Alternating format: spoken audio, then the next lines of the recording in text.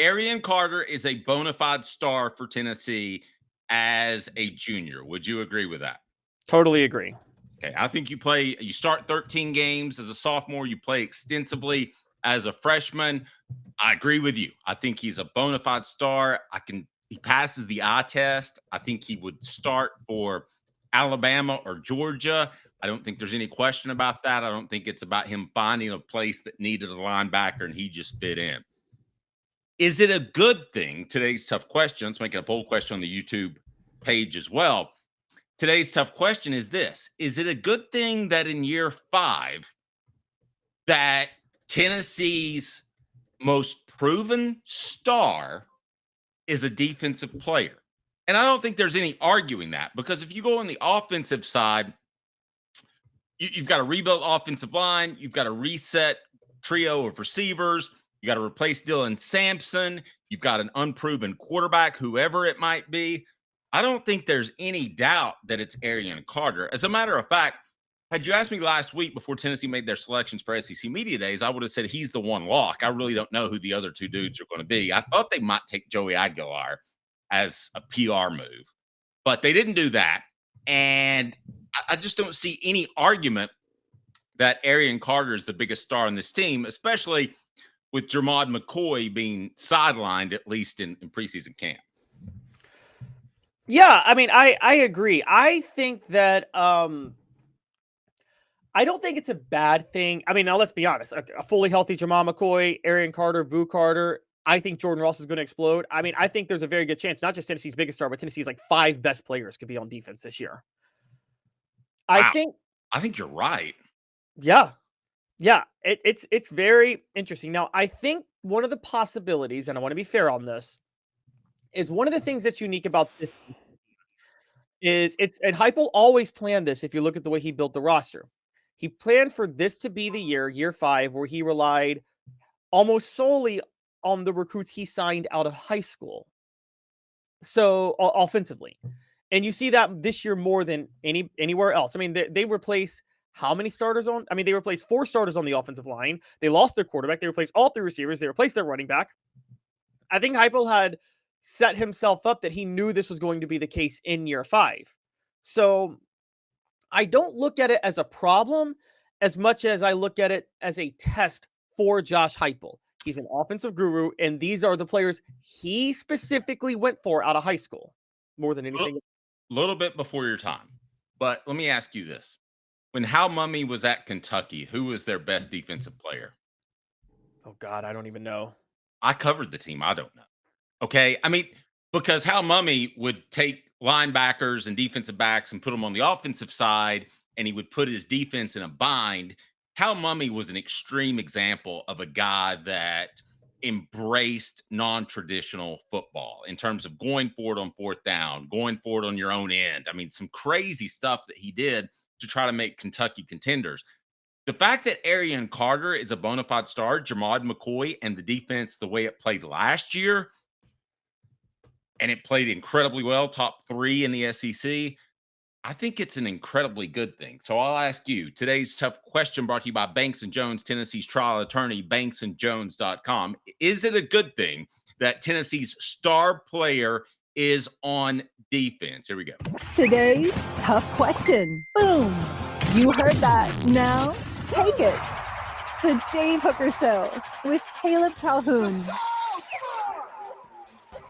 Represented by T. Scott Jones, banksandjones.com, Tennessee's trial attorney. From the Ted Russell Ford Lincoln Studio, East Tennessee's #1 volume and customer service dealer, Ted Russell Ford and TedRussellLincoln.net. Now to the Dave Hooker Show on Off the Hook Sports. All right, Dylan says, considering when Heupel was hired, our biggest worry was the defense. I think it's a good thing that Heupel can not only recruit a guy like Aryan, but develop him into a star linebacker. I agree with that. And by the way, Arian's going to have a superstar year because he's either going to be more comfortable with the play calls because he had to do it last year when Keenan Pili went down, or he's not going to have to handle it because Jeremiah Thielander will handle it. Hit that thumbs up button. Let's get to this. Okay, it sounds as if we're all on the same side, and that is optimism summer. Okay, let me play the other side for a second. I do think it's a good thing that Aryan Carter's a star. If you had a How Mummy situation with the 11 stiffs out there, which How Mummy did for the most part, then I think you'd be really concerned heading into year 5. But let me play the other side. You would expect, Caleb, for Josh Heupel and his mighty offensive mind to have a proven quarterback in place, wouldn't you? You would expect a Mike Matthews to already be established, wouldn't you? You would expect somebody more physically gifted than Deshaun Bishop to be ready to step in, and that may end up being Peyton Lewis. We'll see. But Caleb, let me say this. I think there is cause for concern that there is a completely rebuilt offense going into year 5 and that there isn't a star on offense. Again, I'll tell you, I think it's a good thing that Aryan and Jamad McCoy are probably the 2 best players on the entire team. I think Lance Hurd's probably 3rd in terms of NFL potential. But I will say this. I think it would be awfully nice. I wouldn't argue this point at all if Nico was still a part of the team. But that shift, that change makes me wonder a little bit. You see, and I get the whole Nico thing, but like, look, the only years you're going to have a proven quarterback is if every single year you have a quarterback that's a returning starter. I mean, just by the very nature of college football, you're going to have to break in new quarterbacks. I mean, based on eligibility. So, and the same with new receivers. It just so happens that a lot of things, a lot of players had to be broken in at the same time on offense. That sometimes is the case. I don't think it's as big of a deal as you do. I mean, you've covered some teams, Dave, that haven't you, that had to reload just based on the nature of how eligibility worked, had to reload do a complete overhaul. Didn't the 2000 Tennessee team had to just completely replace almost everybody on defense that year? Yeah, it happens. It's usually not a great sign, to be real honest with you. That you haven't done a great job in recruiting. And I think, Jeremiah Telander, is Jeremiah Telander not? Is he proven yet? Probably not. There are a couple of defensive backs I got questions about. There are a couple of defensive linemen I have questions about that are going to have to step up in their role. Now, and I think that David hit it perfectly. Said this year will test Heupel's recruiting and player development for this season. Right. Guys that we're not talking about. Guys that are enter the season as backups, 2nd or 3rd stringers. Those guys had better be talented players and ready to play from Josh Heupel's recruiting and development, or Tennessee could find themselves in a tough situation. We saw it the last 2 seasons when Keenan Pilling went down. Well, and that's why this is a test more than anything else, because if you load up on recruiting, if you recruit right and you evaluate the talent right, well, then you replace guys regularly and you have no problem. I mean, you brought about Hal Mummy from the biggest stars from the 90s in Kentucky. That's fair. I can't name any, but I can hardly name stars from Kentucky from that time anyway outside of Tim Couch. But let's go. I mean, if you go to Florida from the 90s, I can name a bunch of defensive stars from those Florida teams, even though they were offensive oriented under Spurrier. I mean, from Tony George to Fred Weary to Mike Peterson to Johnny Rutledge to Javon Curse. I mean, Caleb, I would argue this. In the Spurrier days in the 90s, that defense was more responsible for their 4-0 streak against Peyton Manning than the offense.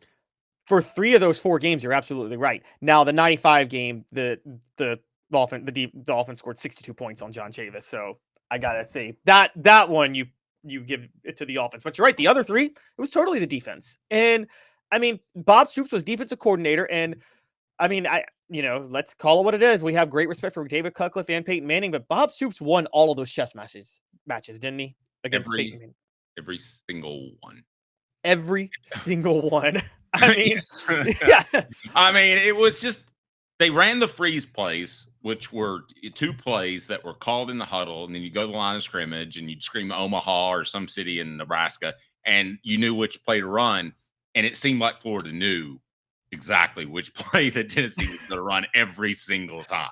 Exactly. So I don't think it's a big deal when offensive gurus win titles with defense. I think the good head coaches, and Josh Heupel said this last year, that like he knows he's an offensive coach, but he said the standard at Tennessee is to be elite. I mean, we'll go from Spurrier to Urban Meyer. Urban Meyer was hired to bring a new wave offense to Florida in the SEC in the 2000s. But Dave, those 2 national titles they won, that was Charlie Strong's defense had way more to do with it than even Tim Tebow did, or the offense, or Percy Harvin.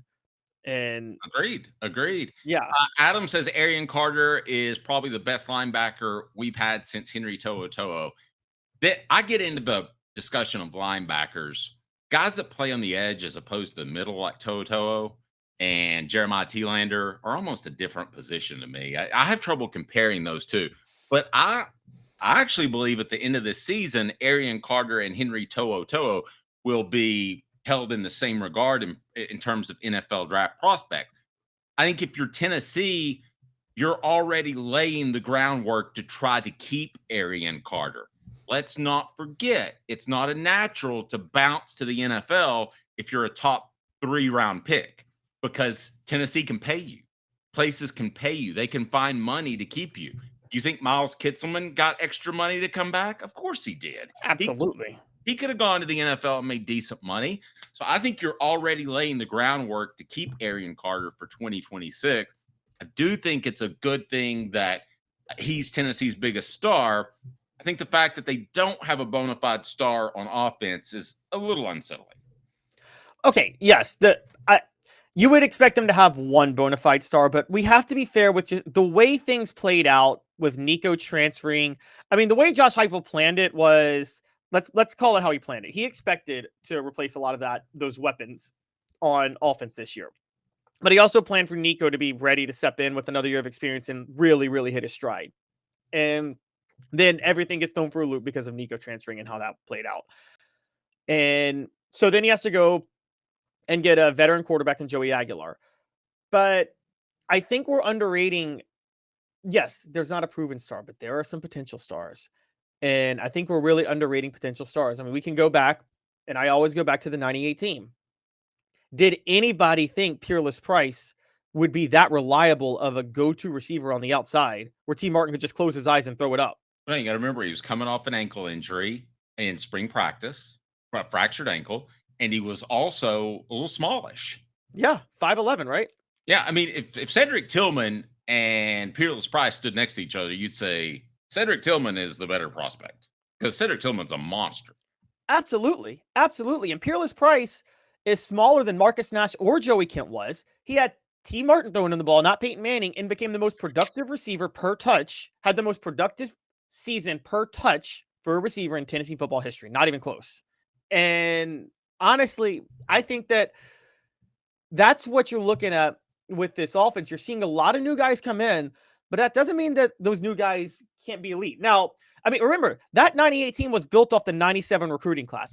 This is the best example. That 98 team was built off the 97 recruiting class. As you know, Dave, the 97 recruiting class hardly played in 97 outside of Jamal Lewis. Most of them didn't step in until 98. And right. Okay, but now I get that's one of the greatest recruiting classes of all time, but still. Right. I mean, the Cozy Coleman and Deion Grant played a key role. So, I mean, in the 98 team. Are you talking about part of the 95 class? No. I'm saying the 97 recruiting class had a huge role in the 98 national championship. Okay, yeah. And great. But most of them, almost none of them actually played in 97, really, outside of Jamal Lewis. That's a good point. There were a bunch of people that came out of nowhere. We'll see. You know, you're going to ultimately get an idea of Josh Heupel's talent evaluation when this season plays out, because they're putting a lot on Jeremiah Telander, and I thought he was okay last year. He needs to take a step. Now, I'll defend him for a second. I thought he was thrust into an unfair role when Keenan Pili went down, but you know, Tennessee could potentially have linebackers are undervalued in the NFL. But I would be surprised if Aryan Carter didn't go in the first 3 rounds.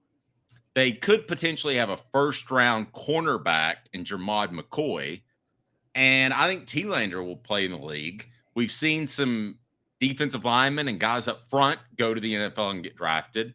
You've had a pretty good run of defensive players here, as evident by Tennessee's defense, and it was a top 3 defense in the SEC last year. You have. And, you know, honestly, it's one of the underrated parts about Josh Heupel's tenure. Tennessee's had defensive players get drafted. Just for a quick stat, this isn't the stat of the day, but under Josh Heupel, Tennessee's had 17 players drafted. 8 of them have been defensive players. That's almost 50-50. And so, and that's a selling point. Now, a little skew because the last 2 years, or just last year, was 3 defensive players and 1 offensive player. And so that skewed it a bit. But at the same time, I think what you're seeing is Heupel's not... The offense and the way the team is run is going to make things more difficult on the defense long term. But that doesn't mean Heupel's not prioritizing defense. And we are seeing that he's prioritizing defense. And this is why Tennessee, by the way, for those questioning, this is why Tennessee had to up the ante to keep Tim Banks and make him one of the maybe the highest paid assistant in college football now, because they could lose him. Today's tough question. They will eventually. I don't know if it'd be this year or next year, but I mean, he's going to want a head coaching job. Today's tough question brought to you by Banks & Jones, Tennessee's trial attorney, banksandjones.com. Your comments, and then, again, why you should be excited that Aryan Carter is going to SEC Media Day. Why Banks & Jones? Well, it's because they're Tennessee's trial attorney. You can play to win with Banks & Jones because they'll go to trial. You've heard of other lawyers. They say they'll go to trial and fight for you. They won't. They just want to settle. That's the easiest way out. Well, that's not Banks & Jones, led by T. Scott Jones. They won't settle. They'll go to trial for you. Tennessee's trial attorney. They play to win. Truly, Tennessee's trial attorney when it comes to criminal defense or personal injury. Why settle? It's Banks & Jones. T. Scott Jones. banksandjones.com. Adam says this is the best we've looked at linebacker since Fulmer. I would agree with that, but you're just playing 2 instead of 3, so that's a little different. That Leo thing's kind of a weird position. Yeah, I mean, when Fulmer was at Tennessee, the linebackers were almost the heart of the team to a certain degree. There's only 1 year that I can think where they weren't, and that was the 2001 season where you had Henderson and Haynesworth. So basically, you could, like, if you have John Henderson and Albert Haynesworth at defensive tackle, I think that's the easiest job as a defensive coordinator in history, isn't it? At that point. Yeah, and let's be real honest. Okay, you'd shoot Jeremiah Thielander and Aryan Carter in the foot to get Raynoch Thompson, Al Wilson, and Dominique Stevenson, right? Yes. Yes. I mean, so there's a big difference. I mean, well, yes, go ahead. Maybe Al Wilson, Raynoch Thompson. Actually, I don't know. Okay, maybe Al Wilson. Are we sure Aryan Carter can't surpass Dominique Stevenson and Raynoch Thompson, though? No, I think he can. Yeah. Yeah. I definitely think he can. And then David had this to say, because we've sold a couple of these guys short on the 2 deep. I don't want to do that. Aryan Carter, Jeremiah Thielander, Edwin Spillman, and Jordan Banks. That's a very talented 2 deep plus Harmon, Perlow, and Gass as freshmen. I like the 2 deep. I don't know about the freshman yet, but I do like the 2 deep, and I like Edwin Spillman a lot. I haven't heard much on Jordan Burns. I think Aryan Carter plays at an A+ level. I think Jeremiah Thielander plays at a B+ level. I've heard that many good things about him. Not just waxing poetic, but that's what I've been told. No, I think so too. I think that I think Aryan Carter, though, we're talking about, like, again, it's almost a disappointment if he's not an All-American, isn't it? All-American? Wow, you stepped it up there. I thought you were going to go All-SEC. I'm not going to with this. Okay, I'm going to go with you with this defense. I think it'll be dominant again. If Aryan Carter's not an All-American, it would be a disappointment. Yes, I will say that. I might write that for tomorrow if you don't. No, yeah, that's fine. Yeah, because I think there's a very, very good chance that Aryan Carter could just emerge into just blossom into an insane superstar. Yep. And so, yeah, it's just kind of my thoughts. And with that in mind, you know, because of that, I think, look, the unproven nature of the offense may be concerning, but I think there's genuine talent there. I think they're just unproven. So I think the fact that the biggest stars on defense is just a happenstance of the proven nature, but also that we're talking about some real stars. I mean, Jerron McCoy has All-American potential, fully healthy, and Aryan Carter, we think, is going to be an All-American. All right. Comments on the message board. Tennessee had a nice string of linebackers in the 80s that are getting forgotten. Well, I won't do it because I grew up watching those guys. Dell Jones, Darren Miller, Kelly Ziegler, Keith DeLong. Well, that's some good names. And lastly, to close us out on this, David said Aryan Carter could have an A.J. Johnson impact this year. I actually like his athleticism a little more than AJ. I do too. A.J. Johnson reminded me almost that was from the earlier days of playing linebacker, where you were almost built like a running back, like a bruising running back. You know what I'm talking about? And that, like, even the Quavaris Crouch era in the late 2010s. He transferred to Michigan State. But yeah, no. So I think Aryan Carter is the perfect linebacker for this era. Honestly,